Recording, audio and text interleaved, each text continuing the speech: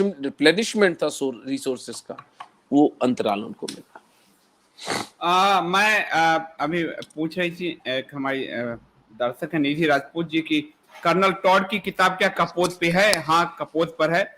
और उसी colonel Tod की किताब से मैं आखिरी शब्द जो है राणा अमर सिंह के बारे में जो वो लिखते हैं, मैं पढ़ के सुना देता हूं। राणा अमर के चरित्र की जितनी प्रशंसा की जाए वह थोड़ी है। वे प्रताप तथा उसके वंश के योग्य थे। उनमें नायकत्व के सभी शारीरिक तथा मानसिक गुण विद्यमान थे। मेवाड़ के सभी राजाओं में वे सर्वाधिक लंबे और शक्तिशाली थे। वह अन्य राजवंशियों की तरह गोरे नहीं थे, लेकिन उनका स्वभाव हमेशा उदास रहने वाला था। लेकिन निश्चित रूप से वह पराजय के अभ्यस्त नहीं थे, वो पराजय स्वीकार नहीं करते थे। उनके सामंत उनकी उदारता तथा वीरता का सम्मान करते थे, जिसका प्रमाण उनकी राजाज्ञाओं तथा धर्म देशों से प्राप्त होता है, जो अभी भी चट्टानों पर लिखे हुए सुरक्षित हैं।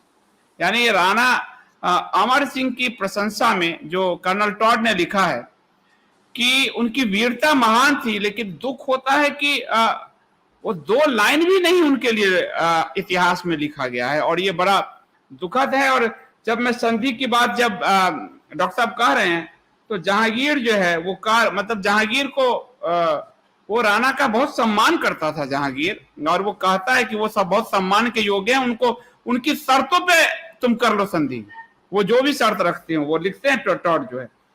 तो ऐसे राणा के बारे में अगर इतिहास की पुस्तकों में, मुझे लगता है डॉक्टर साहब अगर कर्नल जेम्स टॉड नहीं होते तो अमर सिंह के इतिहास पे शायद चर्चा भी नहीं होती। आप कह सकते हैं, क्योंकि वीर विनोद में श्यामल दास जी ने अमर सिंह जी की चरित्र को बहुत अच्छी तरह से उजागर किया है। लेकिन श्यामल दास जी ने जो अपनी पुस्तक लिखी है वीर विनोद, उसके अंदर बहुत बड़ा आधार जेम्स टॉड को माना है। टॉड का है, वो जगह जगह टॉड साहब करके कोट करते हैं उनको। तो आपकी बात पूर्णतः तथ्यात्मक है कि अगर जेम्स टॉड ने यतिदास के साथ मिलकर इन सारी शिलालेखों से इसको क्रॉनिकलाइज नहीं किया होता, इस हिस्ट्री को, उस आदमी के तो हमको चरण धोकर के मतलब चरणामृत पीना चाहिए भाई। जैसे टॉड का तो उपकार राजपूत समाज, हिंदू समाज उतार नहीं सकता। अब जैसे डॉक्टर साहब कन्विक्शन, संदीप भाई एक अंतिम बात, जो भाषा वो प्रयोग करता है, मैंने इतनी ऑर्नेट लैंग्वेज किसी ब्रिटिश मोनार्क के लिए नहीं पढ़ी कभी। कितनी सुंदर भाषा, मतलब आप वाकई आपका हृदय जो है वो चौड़ा हो जाए आनंद और गर्व से कि एक अंग्रेज मेवाड़ के महापुरुषों के लिए इस भाषा का प्रयोग कर रहा है। अब अपनी बात कहें आप। सॉरी, मैं इसीलिए मैंने कहा कि हिंदी में और उसकी जो कई चीजें थी जो कनेक्ट नहीं हो पाता था, उसको वो भी मारवाड़ के प्रकाशक राजस्थानी ग्रंथागार से मैंने लोगों को उपलब्ध कराया। अभी छप के आई है, तो मैंने उपलब्ध कराया कि पढ़िए, बिना पढ़े नहीं होगा कुछ। बिल्कुल ठीक बात है, बिल्कुल मेरे हाथ में है ये कॉपी।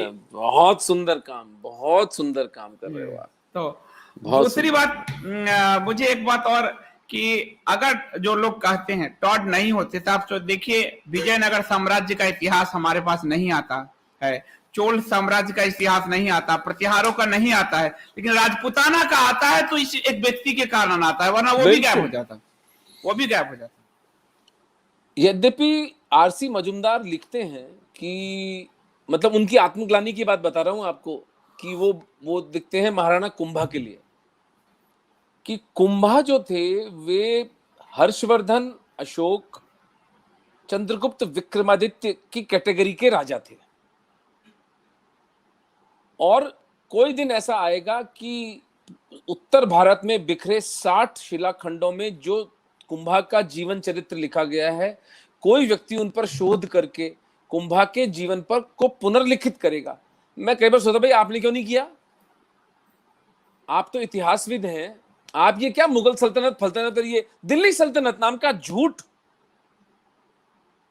कौन सी दिल्ली सल्तनत थी भाई? अगर 4 सल्तनत के सुल्तानों को मेवाड़ के महाराणा अपने यहाँ पर कुत्तों की तरह कैद करके रखे हुए थे, ये कौन सी सल्तनत थी? और जब वो मैप्स दिखाए जाते हैं यार, हम स्कूलों में जब पढ़ते थे दिल्ली सल्तनत, मेवाड़ का तो कहीं कोई जिक्र ही नहीं होता था। मोहम्मद बिन तुगलक को महाराणा हमीर सिंह जी ने कैद करके रखा, फिरोज शाह तुगलक को महाराणा लाखा ने कैद करके रखा, इब्राहिम लोदी को 2 युद्धों में बकरौल और खतौली एक और जगह थी, वहां जूते मार के महाराणा सांगा ने पराजित किया।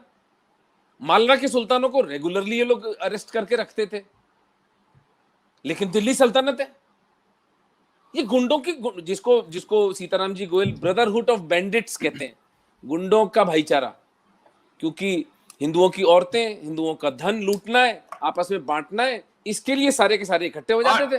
डॉक्टर साहब ये देखिए कि कितना इम्पैक्ट होता है। जैसे हमारी बहुत अच्छी पाठक हैं, दर्शक हैं, शैल देराश्री, वो कहते हैं कि वहां जो हम जब चित्तौड़गढ़ जाते हैं तो वहां का गाइड क्या बताता है। अब तो आज भी हमें कैसे गलत इतिहास गाइड भी नरेट करता है, क्योंकि गाइड को पता नहीं है कि क्या वो कह रहे हैं कि अमर सिंह ने जहांगीर के साथ संधि करके चित्तौड़गढ़ वापस लिया था। चित्तौड़गढ़ के एक गाइड ने ये बताया, और इसीलिए वहां के लोग कहते हैं कि जनता अमर सिंह को पसंद नहीं करती। सोचिए गाइड भी, जो गाइड वहां का चित्तौड़गढ़ का जो गाइड है, तो गाइड भी अब क्या बता रहा है, और उसको पढ़ने तो वो तो पढ़ता है नहीं। तो आप सोचिए कि अभी भी कितना गलत इतिहास नरेट हो रहा है आज के समय में।